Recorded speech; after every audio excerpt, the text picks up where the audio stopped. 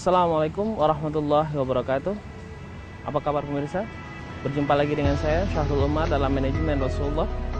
Kita mengkaji dan membahas bagaimana cara mengelola hidup kita menjadi hidup yang lebih baik, cara mengelola diri kita menjadi diri yang lebih sempurna, bagaimana cara mengelola kehidupan kita menjadi kehidupan yang lebih mulia.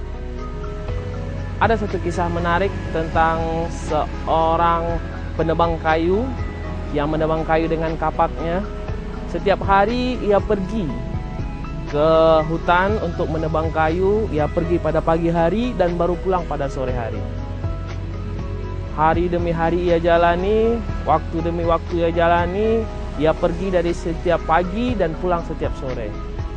Namun ternyata tebangannya hari demi hari bertambah menurun, bertambah berkurang,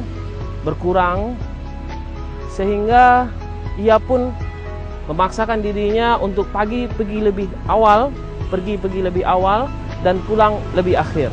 Dia pergi sebelum matahari terbit dan pulang setelah matahari terbenam. Itu ia lakukan agar batang kayu yang ia kumpulkan, agar hasil yang ia dapatkan jauh lebih banyak. Ternyata ketika ia bekerja telah lembur sekalipun, hasil yang ia dapatkan jauh lebih sedikit ketimbang ketika awal pertama kali ia pergi menebang kayu ke hutan. Ada seorang temannya, teman yang baru ia kenal, pergi juga menebang kayu, waktunya biasa-biasa saja, dia tidak pergi terlalu pagi dan juga tidak pulang terlalu petang. Hasil yang ia dapatkan oleh penebang kayu yang lain ini jauh lebih banyak daripada hasil yang ia dapatkan untuk menebang kayu. Padahal kapak yang digunakan sama, waktu yang digunakan sama, tetapi hasilnya jauh lebih banyak. Kemudian si penebang kayu yang pertama ini keheranan dengan teman barunya tersebut, dan ia bertanya, "Wahai saudaraku, kenapa kira-kira kayu yang kamu kumpulkan jauh lebih banyak daripada yang saya kumpulkan?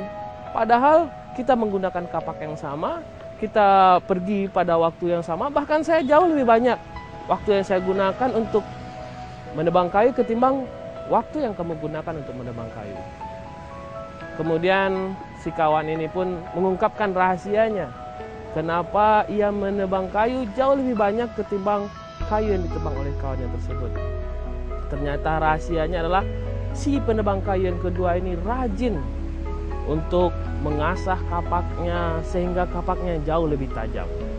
Sehingga ketika dia menebang kayu, dia akan menghasilkan kayu lebih banyak daripada teman yang kedua. Kemudian teman yang pertama tadi, orang yang pertama tadi, penebang kayu yang pertama tadi mengatakan, "Saya tidak punya waktu untuk mengasah kapak saya, untuk mengasah parang saya agar menjadi lebih tajam. Karena saya disibukkan untuk bisa menghasilkan kayu jadi lebih banyak."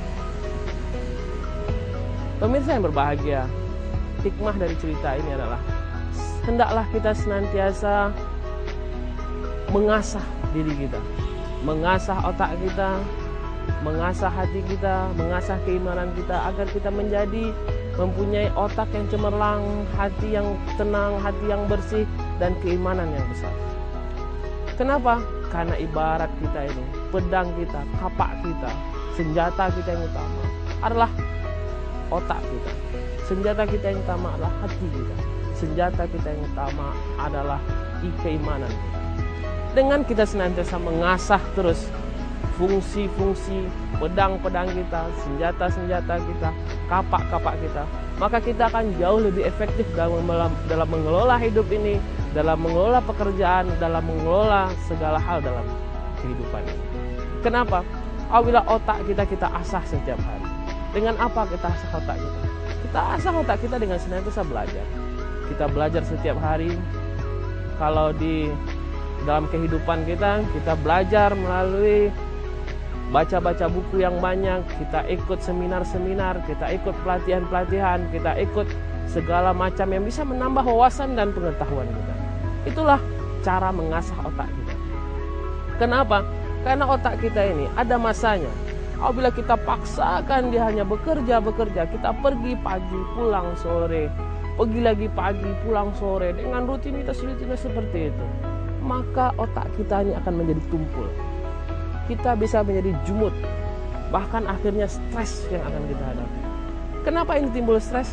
Karena otak kita tidak asah. Kita asah apa dia? Kita asah dengan keilmuan, dengan banyak membaca, dengan menonton hal-hal yang bermanfaat yang bisa mengasah otak kita, melihat hal-hal yang lebih kreatif. Kita laksanakan pekerjaan dengan efektif dan efisien. Ibarat tukang kayu tadi. Kalau otak ini kita asah, kita mampu menebang kayu yang jauh lebih banyak ketimbang orang yang mungkin mempunyai waktu yang sama, mempunyai pendidikan yang sama, tetapi otaknya tidak diasah. Demikian juga dengan hati kita. Apabila hati ini kita asah, dengan apa kita asah hati kita? Dengan meningkatkan ketakwaan dan keimanan. Kita asah dia dengan kelembutan hati kita. Kita tidak matikan dia hati kita ini. Sehingga apabila hati ini mati, maka dia akan menjadi keras. Dan kalau dia keras, maka dia tidak akan menerima apapun kebaikan. Jadi hati kita mesti kita asah. Kita asah hati kita menjadi hati yang lembut, hati yang peduli kepada sesama, hati yang peduli kepada masyarakat, hati yang peduli kepada kehidupan orang lain dan lain sebagainya. Dan yang ketiga, kita harus mengasah keimanan kita. Dan inilah yang paling penting. Karena kalau keimanan kita ini tidak kita asah, tidak rajin kita menguatkan keimanan kita, tidak rajin kita menguatkan akidah kita, tidak rajin kita menguatkan ibadah kita, maka hati kita ini menjadi hampa. Ibaratnya kalau kita ini hanya seperti jasad saja, robot saja, bergerak ke sana diperintah, bergerak di sini diperintah, pergi ke sana diperintah, mengerjakan sesuatu hal hanya atas perintah dan lain sebagainya, maka kita akan menjadi statis dan mayat. Maka sebaik-baik kita adalah senantiasa kita menjaga keseimbangan. Kita menjaga keseimbangan kita menjaga diri kita. Kita asah setiap hari, baik itu otak kita. Karena dengan mengasah otak, maka sesungguhnya kita telah mengefektifkan kerja kita. Kita tahu umpamanya untuk melakukan suatu pekerjaan, kalau seandainya dikerjakan dengan model A, maka dibutuhkan waktu 10 jam. Kalau kita gunakan dengan metode B, digunakan waktu 8 jam. Kalau kita gunakan metode C, digunakan waktu umpamanya 12 jam. Mana yang lebih efektif? Ternyata yang lebih efektif adalah B. B, bagaimana caranya? Mungkin harus belajar lagi, kita menambah ilmu lagi. Maka itulah yang efektif. Kita belajar mengasah otak kita menjadi otak yang lebih efektif dan efisien. Kita lihat umpamanya dengan teknologi. Kalau zaman dulu kita menulis butuh waktu hampir 3 bulan, 4 bulan.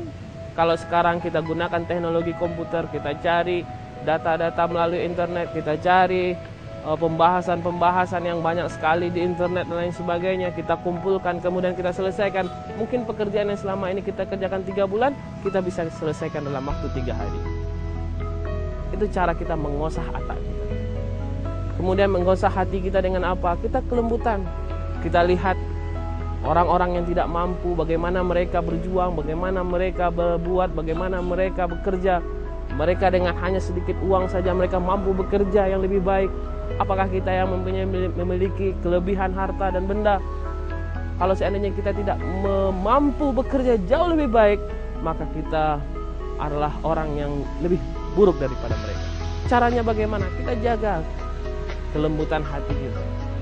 Senantiasa kita tolong-menolong dengan sesama, senantiasa kita bersosialisasi dengan masyarakat, senantiasa kita saling membantu, ikut komunitas kebaikan dan lain sebagainya. Inilah mengasah hati. Hati kita asah dengan kebaikan-kebaikan, dengan kepedulian sesama, dengan ikut rembuk dalam kegiatan sosial. Ini adalah mengasah hati kita. Dan yang terakhir adalah mengasah keimanan kita. Keimanan kita harus kita asah, karena iman itu bertambah dan berkurang. Apabila kita tidak asah, bisa jadi dia akan hilang. Apabila kita tidak menguatkan ia, maka ia bisa jadikan hilang. Bagaimana mengasah iman? Iman mengasahnya adalah dengan banyak ketaatan kepada Allah dan menjauhi segala maksiat kepada Allah. Al-imanu yazidu wa yanqus. Yazidu bit-tha'ah wa yanqus bil maksiat. Bahwa keimanan itu bertambah dan berkurang. Bertambahnya dengan apa? Bertambahnya kita ketaatan kepada Allah. Kita kerjakan perintah-perintah yang diperintahkan oleh Allah, sholat 5 waktu, zakat, puasa, sedekah, kita kerjakan itu, dan kita jauhi maksiat-maksiat yang dilarang oleh Allah, seperti berzina dan lain sebagainya, melihat hal-hal yang tidak baik, mengerjakan perbuatan-perbuatan mencuri dan lain sebagainya. Semua yang dilarang oleh Allah kita jauhi. Insya Allah keimanan kita akan bertambah. Dengan bertambahnya 3 hal tadi, baik itu otak kita bertambah, kemampuan, keilmuan kita bertambah, hati kita bertambah, mental kita menjadi mental yang lebih baik, mental yang tahan banting, mental yang senantiasa berusaha dengan gigih, mental yang senantiasa tidak pantang menyerah. Inilah mental yang baik. Dan yang terakhir adalah menjaga spiritual, keimanan kita.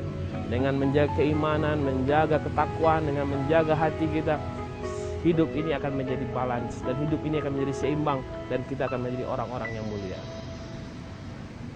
Demikianlah pembahasan kita pada kali ini. Semoga dapat bermanfaat bagi kita bersama.